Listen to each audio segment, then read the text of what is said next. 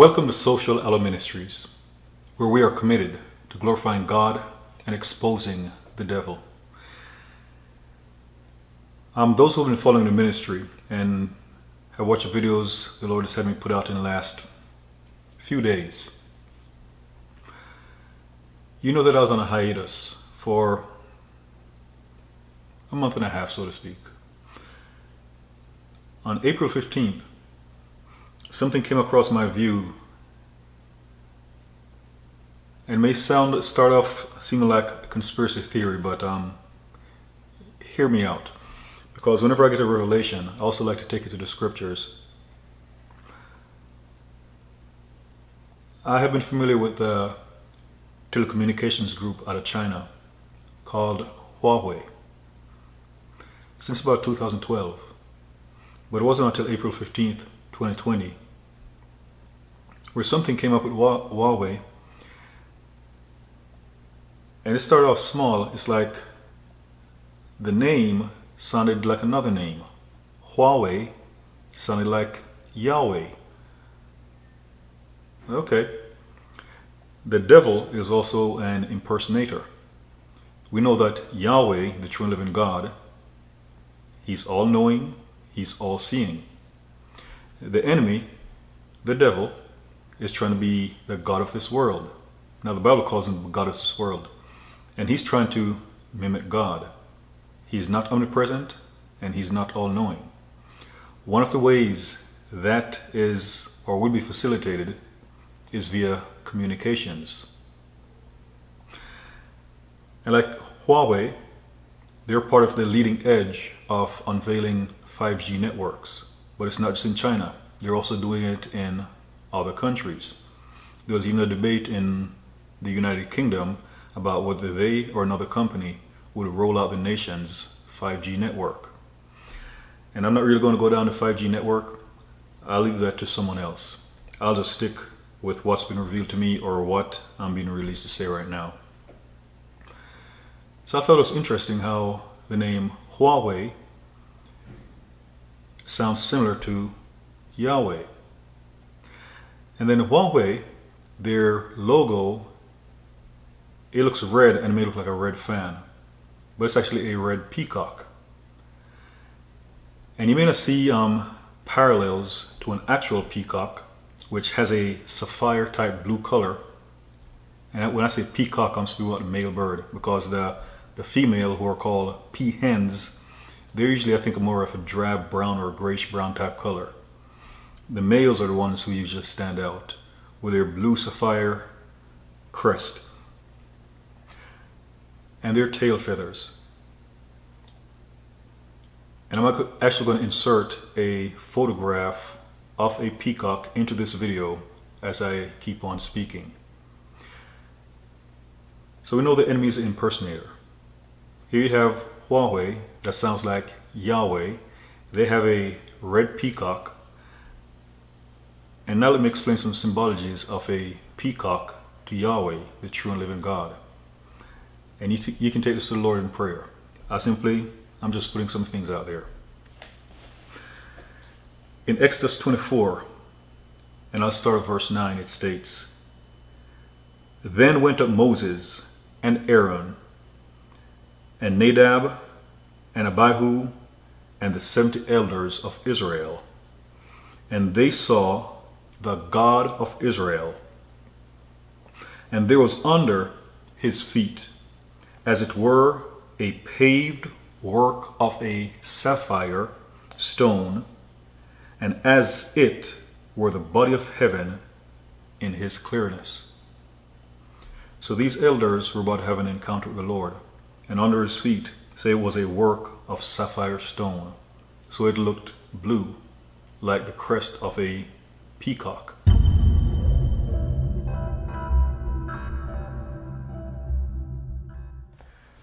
Another interesting thing about peacocks,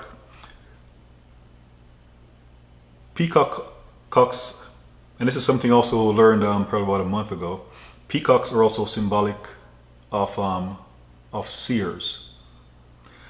Now we can use the term seer and prophet synonymously.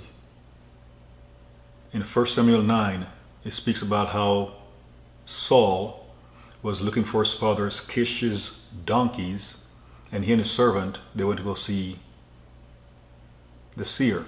And it says that in times of old, prophets were called seers. But like in Isaiah, I think 29 and 30, it uses the term prophet and seer separately. Amos is called a seer. Two prophetic people worked in David's court.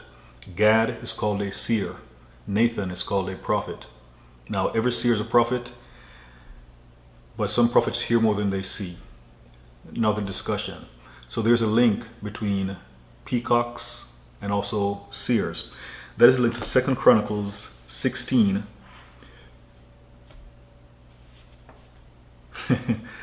Start in verse 7. And there's some of you, the Lord has been giving you dreams about peacocks, and you're trying to figure out what it means. And in this presentation, the Lord will make it clear to you what it means, if that is the context that he gave it to you in. So 2 Chronicles 16, starting verse 7, it states, And at that time, Hanani the seer came to Asa, king of Judah, and said unto him, Because thou hast relied on the king of Syria, and not relied on the Lord thy God, therefore is the host of the king of Syria escaped out of thine hand. Sometimes people don't like prophets because they bring bad news. Sometimes they bring bad news. Were not the Ethiopians and the Lubims a huge host, with very many chariots and horsemen?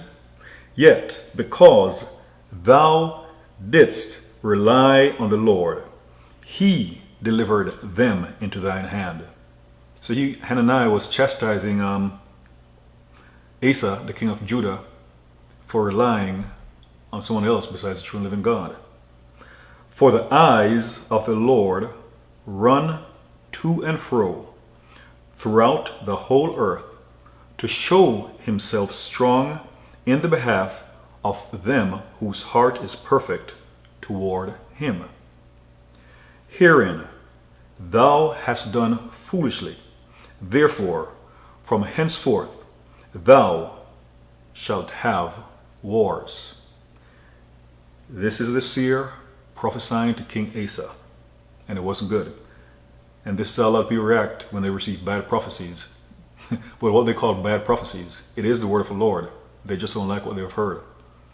Then Asa was wroth with the seer, and put him in prison, in a prison house.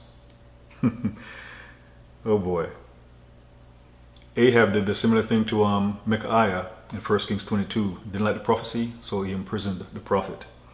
So again, then Asa was wroth with the seer, and put him in a prison house, for he was enraged with him because of this thing. He didn't want to hear the truth. And Asa oppressed some of the people the same time. That's 2 Chronicles 16 verse 10. I'll go back up to verse 9 because this is linked to this peacock analogy. Peacock, the blue representing the sapphire or representing the Lord in some aspects. The blue feathers on the peacock's chest is like the blue, the sapphire that was seen under the Lord's feet. And it speaks in verse 9 of 2 Chronicles 16. It says, for the eyes of the Lord. Another linkage to the Lord, seers and peacocks, is with the male peacock when they have those feathers, and they do shed their feathers. But when they have those long tail feathers, the feathers are generally green. But then they have those little blue dots. And it's more than just blue. But they have those little blue dots, and the blue dots are like eyes, representing the eyes of the Lord.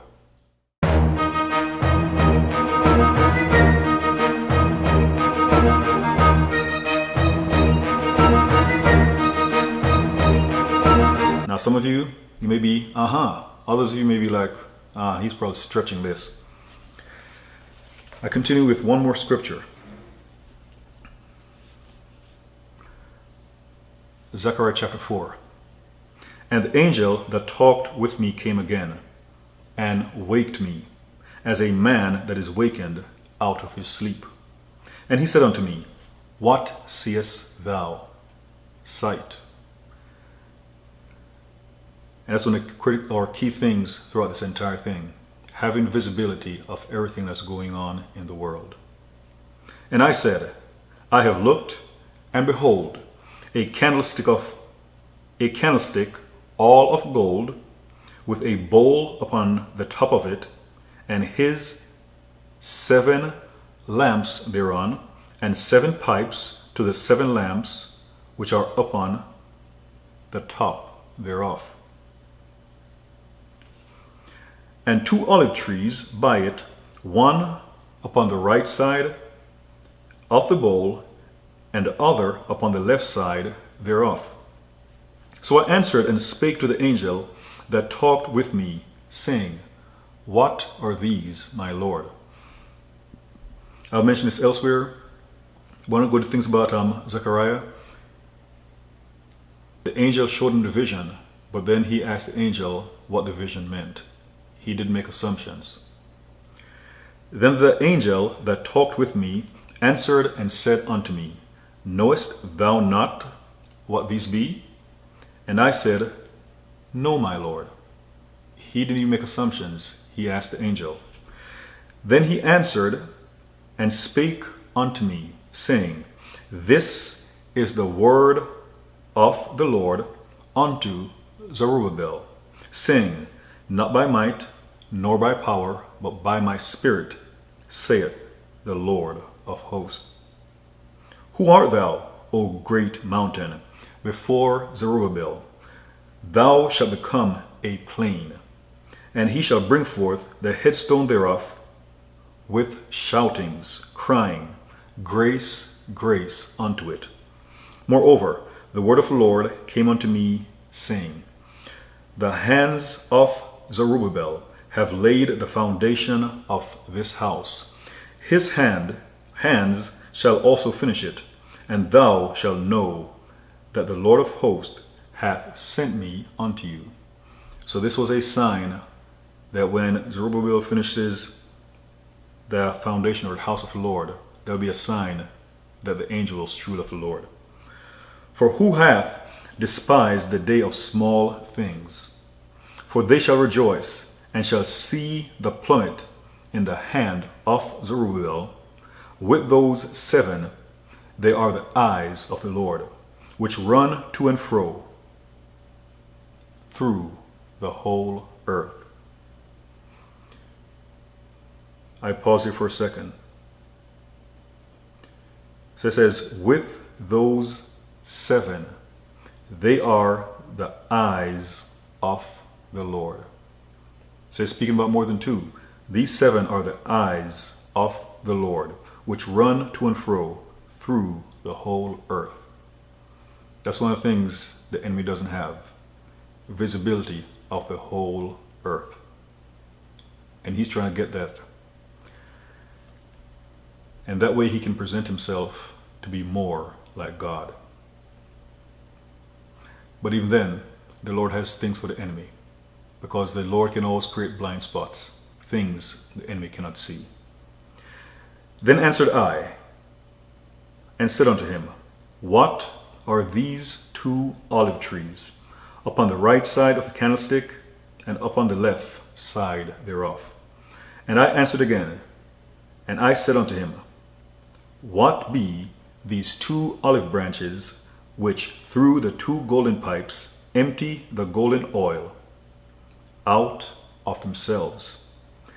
And he answered me and said, Knowest thou not what these be? And I said, No, my Lord. Then he said, These are the 2 anointed ones that stand by the Lord of the whole earth. And it speaks about the two witnesses, the two prophets the Lord will have prophesying in Jerusalem for 3.5 years. They'll get killed, remain dead. Their bodies remain laying in the spot where they were slain for 3 days. And then they'll be called up into heaven. It speaks of the end times. And the way Zechariah heard from the angel, and he would ask the angel questions, by all means, take everything I've been inspired to say to the Lord in prayer, and have him help you test the spirit behind what I was inspired to say. God bless you, and Jesus is Lord.